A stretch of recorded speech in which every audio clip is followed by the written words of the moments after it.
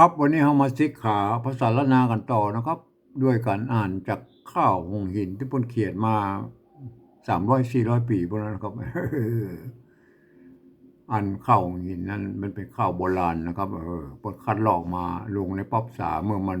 250 ปีลงมานี่มันได้นะครับอันมี3 ฉบับนะครับไอ้มาที่เคยหันมาเนี่ยก็คือฉบับของลำปางนะครับฉบับของเชียงใหม่นะครับแล้วก็ฉบับที่อ่านมาทุกวันก็2468นะที่เพิ่นเขียนมานะครับเห็นไหมก็2468มันหมดไปแล้วนะครับมันหุ้ยไปแล้ว มันมันขาดตอนไปก็เลยเอาของลำปางมาอ่านต่อแล้วก็เอาเราประกอบแล้วครับตอนก่อนก็มาถึงนี่แล้วก็ขยายมาเนาะนั่งล้อมนั้นแล้วก็ล้อมนั้นก็อันพญาปลาปรากฏสั่งลูกน้องไปแปลงพระพางานงานพระพาก็แปลงตังเข้านะครับมาเข้าตังเดียวนะครับล้อมนั้นเห็นไหมล้อมแล้วก็แปลงตังเข้าตังเดียวนะครับเห็นไหมจะเฮือนคนมาดูงานเข้ามาห้องเดียวหูเดียวแล้วก็ฮือแม่อันแม่พระสันนีเป็นนั่งเฝ้าไว้ว่าไปกอยกับมาน้อยไปเข้ามาวัดมาได้ไหมครับวันนี้เรามาต่อแล้วนะครับกันทราบดูดิการหูทราบถึงมันยังไงการหูนะครับทราบถึงโปธาเชื่องจานนะครับตี้ตี้ผาศาสตร์ตั้งตี้ผาศาสตร์ตั้งอุญญาณก็ที่ส่วนปละมีมาลาอยู่ว่าส่วนพระนอท้ายก็มาน้อยนะครับก็ไข่ก็ไข่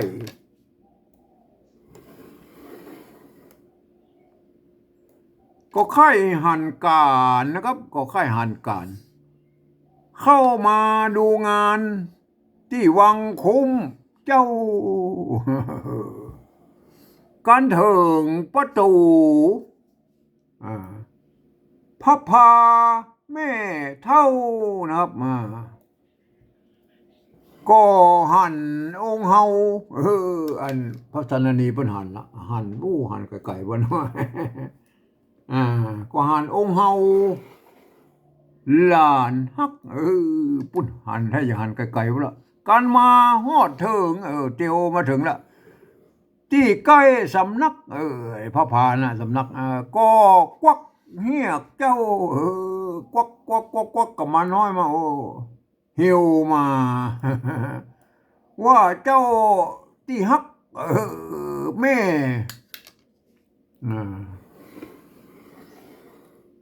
ไปหายตานะครับไปหายตาเสียในบ่มาละตุ่มแม่เท่าละตุ่มแม่เท่าแม่มนหมองหาแม่มนมองหานัตตาองค์เจ้าตุกนะครับตุกกับทุกนั่นแหละเป็นอ่านแปลเป็นตุกนะครับตุกวันคืนทุกวันคืนค่ำเจ้านะครับมาเจ้าแม่มากองหาแต่เจ้านะครับกองหาตั้งแต่เจ้าแล้วค่ายหันหน้าเจ้าจ่ายแปลงก็มา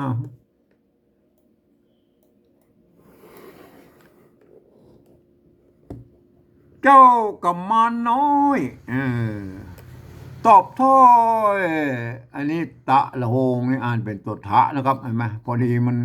เอาควบกันก็อ่านเป็นแถงก็ได้นะครับแถงหรือแถลงนะครับตอบ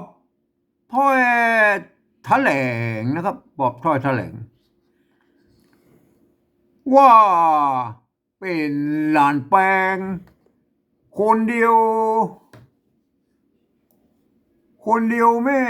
เท่านะครับซ้ำเป็นคนจัง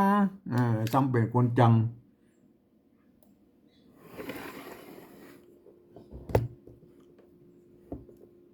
เปื้อนฝูงจุมเจ้า6 องค์เฮาพวกนั้นนะครับกันพระบิดตาต้านบ่หูสั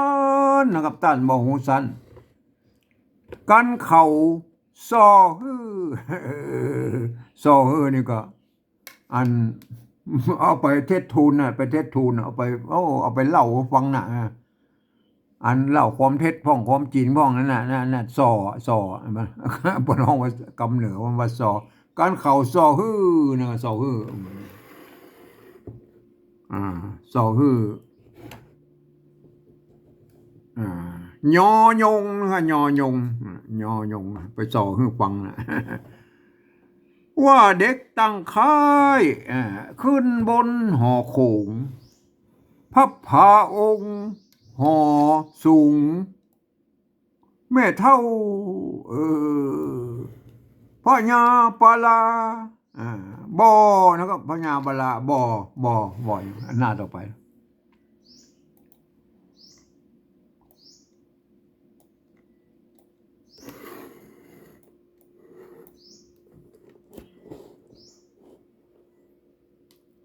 บ่หูเงื่อนเงานะครับเห็นไหมจับตำโตดเอาหลานฮักนะครับเห็นไหมข้าบอกขึ้นไป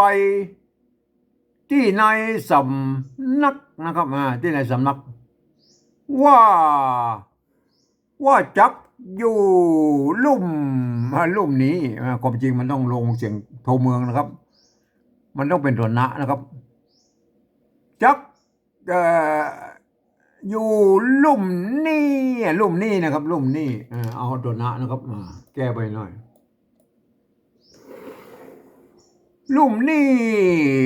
ดูงานนะครับดูงานลงใน2 กำแม่เท่าซ้ำห้องว่ามาเจอหลานเปิ้นเคิดเห็นไหมมันเสียงโทอ่ะมันเคิดแต่งงานกับแต่งงานก็คือจัดงานจัดการนะแต่งงานเนี่ยเปิ้นอันก็ต้องเปลี่ยนเป็นอันเกิดแล้วก็ผมเปลี่ยนเท่านะครับอันเคิดนี่มันไม่ใช่เคิดแต่งงานเกิดแล้วก็เปิ้นเกิดแต่งงานเกิดแต่งงานเอาก็เพราะแม่เท่านะก็เขาแม่เท่านี่แหละป้นแต่งงานมาเนี่ยผานะอันนี้ผาตัวปะละโหงอ่านเป็นตัวพระนะครับตัวปะละโหงอ่านเป็นตัวพระนะครับเห็นไหมผานะครับผาทะอันนี้ทะอันนี้ตัวหน้านี่อันมันอยู่ตัวลุ่มตัวอันทะแล้วก็แสดงว่าเป็นตัวหน้าละผาทนานะครับเปิ้นผาทนาไข่องค์เจ้าเข้ามาในงานที่นี้นะครับที่นี้เหตุต้นผลความแม่ก็กล่าวจี้นะครับบอก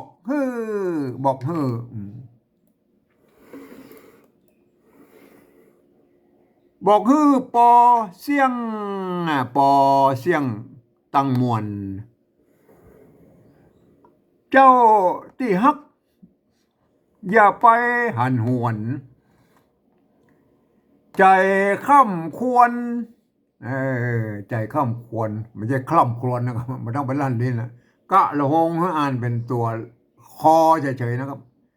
ใจค่ำควรนะก็ใจค่ำควรอย่ากลัวโต้ต้องเจ้ากำมันเจ้ากำมัน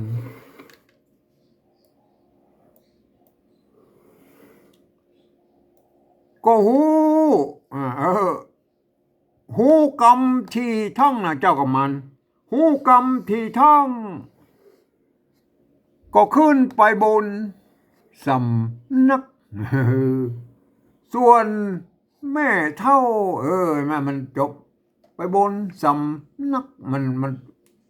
อันนี้มันต้องเป็นบาทอันวรรคที่หนึ่งของบาท บาทที่หนึ่งนะครับเห็นไหมมันจะต้องลงด้วยเสียงเพราะว่ามันอันเนี้ยจูบจมพระพักตร์เนี่ยมันไปสัมผัสกำนักนี่แหละเห็นไหมเพราะฉะนั้นอันเนี้ยมันจะต้องลงด้วยอันเสียงอันจัตวาเลยสามัญนะครับมันเท่าเป็นเสียงโทพิเศษตรงเมืองเห็นไหมก็เลยเติมเข้าไปนั่นนะครับเห็นไหมส่วนแม่เท่าเฮ้ย ลงจัตวาละจูบจมพระพักตร์ตามอ้วงข้องอ่า อ่าอ่าอะไรนะครับอะไรโคนยืนอันนี้ตัวยะนะครับอ่านยะเนี่ยอ่านเป็นยอยักษ์ไทยนะครับยืนนะครับ ถ้าเอาตัวญะเขียนมันก็ยืนนะโคนยืนพอซ่องนะครับยืนพอซ่องว่ามันเป็นไผ่มันเป็นไผ่นะลูกหลานเครือใดลูกหลานเครือใดลูกมันเชื้อสายทางใดนะฮะแห่งพระบาทเจ้าสลิดนะครับสลิดไม่ใช่สลิดสนิทสนิทสนิทสนมแล้วก็สนิทสนมยิ่งยิ่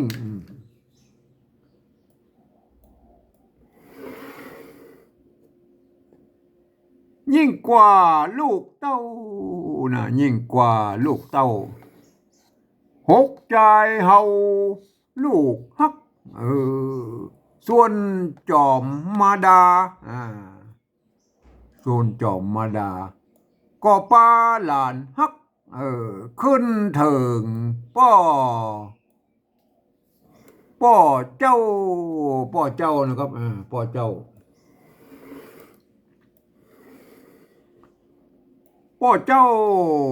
ป้าลานะครับป้าลาหรือปาลาก็ได้นะครับเอาเป็นปาลาดีกว่านะครับเมืองปาลานะไม่ใช่ปาลานะปาลานะครับว่าอันนี้แล อันนี้ไม่เอาตัวแลไปใส่ไม่ก่อจังก็เลยเป็นแลเอาเป็นแลกันแล้วบ่เคยหันอันพวกน่ะโบราณด้วยนะอันว่านี่แหละแม่หลานนัตตาผู้เอาแม่มาเห็นไหมไปขึ้นหาไปบอกอันพญาปลาละจากยักษ์ฝ่ายดันพญาปลาจิตนะครับจิตพญาปลาจิตจิตใจบ่ตั้งเห็นไหมฟังลุกไปปันนะครับเนี่ยมันต้องไปอ่านตัวละโรลิงบนนะครับเห็นไหมเนี่ยเพราะมากั้มเฉยๆนะครับตัวปะรอลิงก็อ่านเป็นตัวปะอย่างเดียวนะอ่านไปปันแล้วก็ไปปันบ่จ้านะก็บ่จ้าอุ้มเอากับมารเข้าไปอุ้มเอาต้ององค์เจ้านอฟ้าทำไทยท่องทำไทยท่องไทยท่องวาตีเนี่ยว่ากำมันน้อยเมื่อไปเมืองผีว่าไปเมืองผีลูกที่ไหนไปยังบ่หันเจ้าลูกไปอย่างใดนะอยู่บ้านเมืองอยู่บ้านเมืองถามหาบ้านอยู่บ้านเมืองใดหมู่จุมลูกเต้าหมู่จุมหมู่น่ะไปป่าหมู่จุมลูกเต้าของหกองค์ใจนั่นแหละเข้าไปจวนจวบปุ๊บอะไรถามเนี่ยถามผมว่าได้ถามสักหน่อยนะครับเห็นไหมแล้วก็กำมันเพื่อจะตอบนะครับเห็นไหมอันมันก็นักหนาแล้วเฮาก็เอาไปกำที่แปะไว้ก่อนนะครับตอนหน้าก็เอาใหม่นะครับอันจะโทษทีที่แปะไว้ก่อนเนี่ยปอแปะเป็นอันเป็นไหนแล้วเอาละโทษที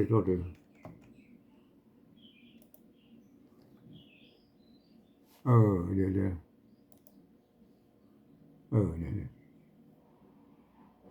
เจอแล้วนะครับอันที่แปลไว้นะครับอ่าอันแปลเป็นอันภาษาอันปริวัติแบบที่สามของอันอ่า แบบสำเนียงตะยวนเชียงใหม่นะครับเห็นไหมคำที่มีจุดให้อ่านออกเป็นเสียงโทเมืองนะครับเห็นไหมแล้วท่านจะได้สำเนียงแบบมาตะยวนเชียงใหม่เหมือนที่ผมโอบเนี่ยการหูทราบถึงโปธาเจื้องจันที่ภาษาตั้ง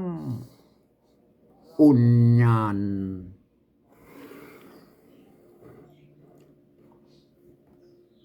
ส่วนพังนอไทย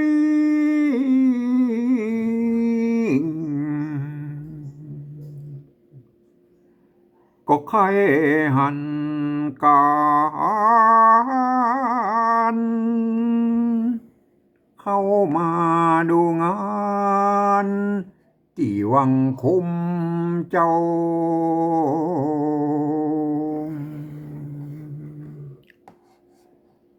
กันถึงประตูพับพาแม่เท่าก็หันองค์เฮาโอลานฮักกันมาหอดถึงที่ใกล้สำนักก็ควักเหียกเจ้าเหี่ยวมาว่าเจ้าที่ฮักแม่ไปหายตา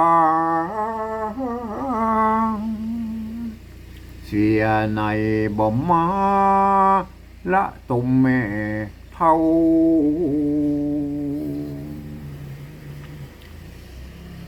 แม่บนมองหาหน้าตาองค์เจ้าทุกวันคืนค่ำเจ้ามาเจ้าแม่มากองหาแต่เจ้าใครหันหน้าเจ้าใจแป้งเจ้ากับมาน้อยตอบถ้อยแถลงว่าเป็นใจแป้งคนเดียวแม่เท่า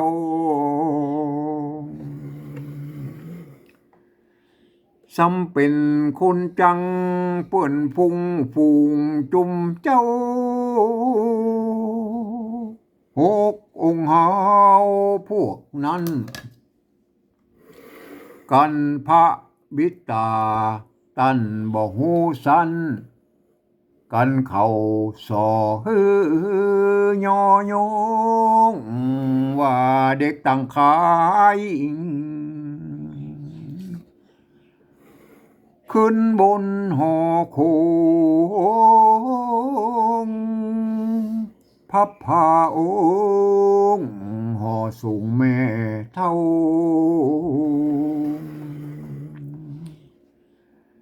พระยาปาลาบ่หูเงินเงาอันนี้ส้นนะเงินเงาเงินส้นเงินเงา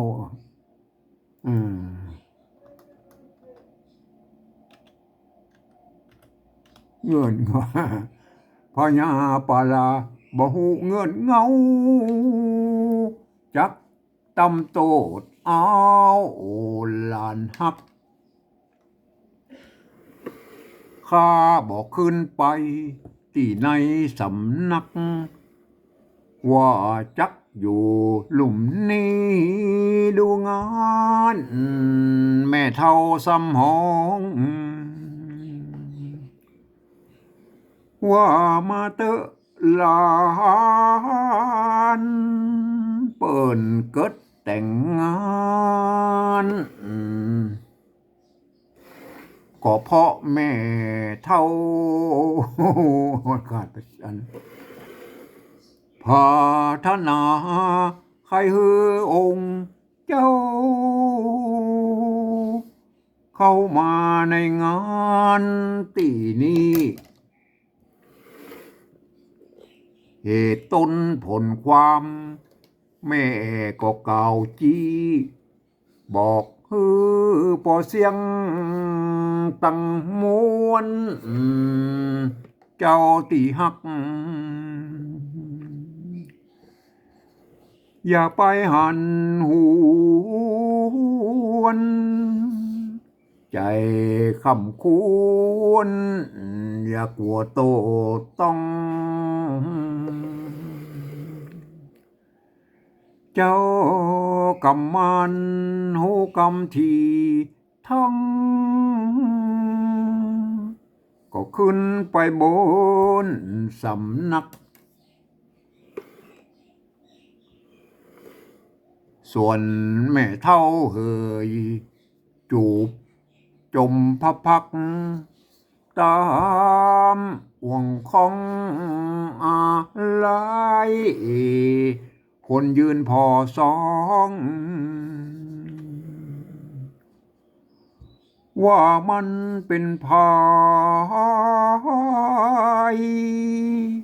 ลูกหลานคือได้แห่งพระบาทเจ้า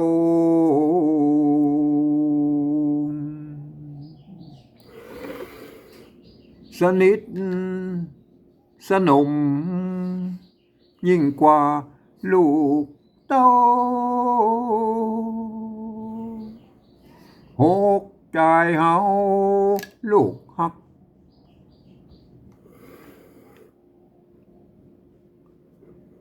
ส่วนจอมมาดา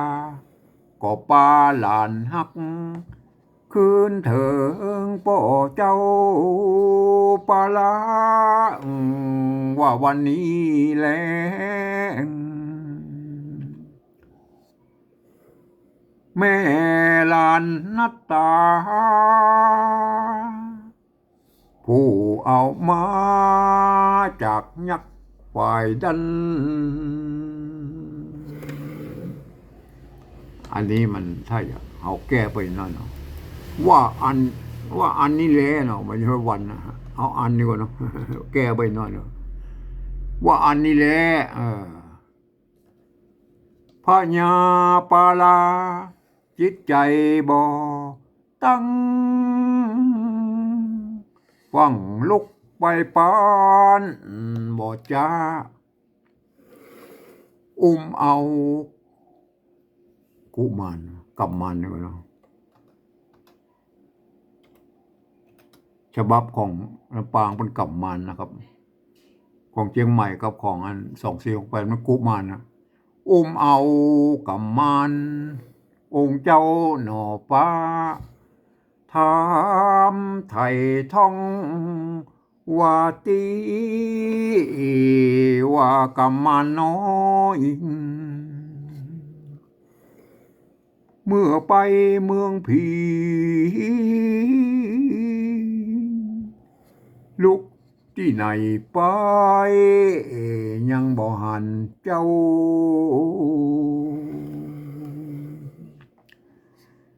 อยู่บ้านเมืองใดหมู่จุมลูกเต้าเข้าไปสวนจวบป๊บเขาไปส่วนจวบป๊บแลนายเฮ้ยครับก็เรื่องราวมันก็จะเรื่องอะไรมาเอาละสรุปแล้วก็อันปัญญาปลาวันจะปะโลกของอันวิมาลาเทวีแล้วนะครับอย่าว่าอย่างใดกันต่อไปก็เดี๋ยวค่อยว่ากันตอนหน้านะครับตอนนี้เราเอาแค่นี้ก่อนนะครับ